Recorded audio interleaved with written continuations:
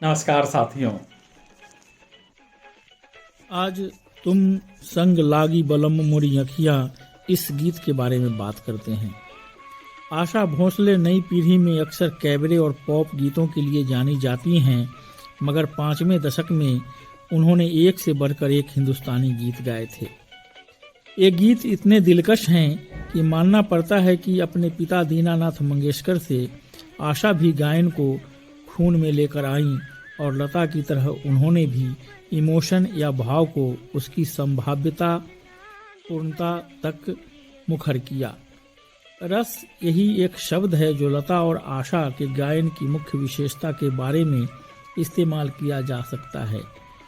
लता की तरह आशा को सुनना भी शब्दों के अर्थ समझने के आगे उस भाव रस में बहना है जिसे पैदा करने के लिए मंगेशकर घराना माना जाता रहा है।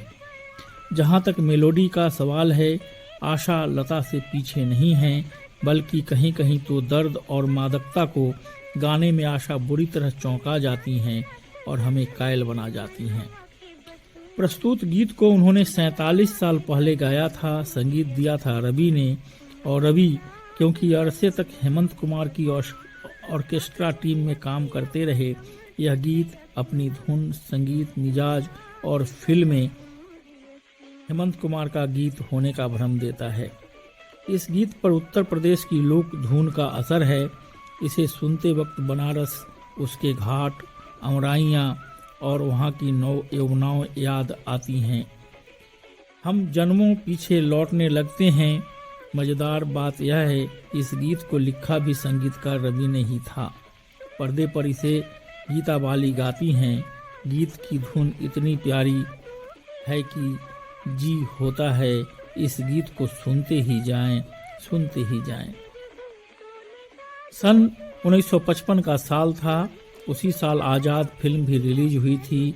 आज़ाद में सी रामचंद्र का संगीत था और अलबेली के गानों का म्यूजिक रवि ने स्कोर किया था।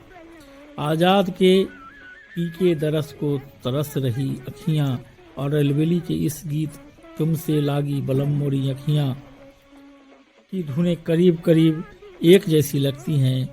हालांकि पहले आज़ाद के गाने को लता मंगेशकर ने गाई थी और अलबेली के गाने आशा भोसले ने। फिर भी रवि और आशा का वर्जन ज़्यादा कर्णप्रिय है। इसमें ढोलक और तबले की खूबसूरत अदायगी आशा के गायन में चार चांद लगा देती हैं।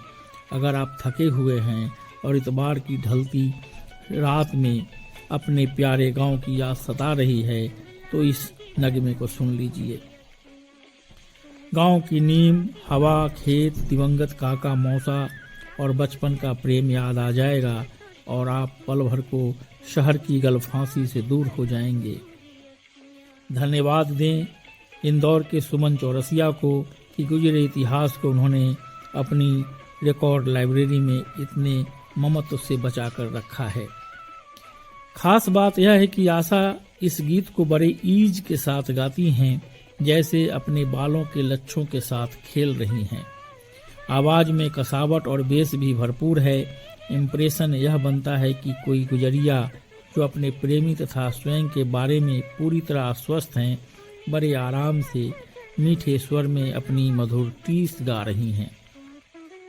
इतना थमा हुआ और बहता हुआ स्वर है आशा का यहाँ की मेलोडी साथ में मीठी कसक भी लाती है और हम किसी की गोद में लेटे लेटे पराए हो जाते हैं। काश हम भी किसी से बिछड़ जाएं और कोई हमारे लिए ऐसा गा जाए, मगर यह सिनेमा में रचे गए हसीन झूठ का असर है। गीत खत्म होते होते यह वेदना सताने लगती है कि सब कुछ तो ठीक, मगर उन बीते दिनों को किस जाल में फंसाकर अपनी हथेली पर वापस ले आया जाए, कोई राह नजर नहीं आती। तो दोस्तों, आज के लिए बस इतना ही। जल्द ही फिर मिलेंगे एक नए वीडियो के साथ। तब तक मुझे विदा दीजिए।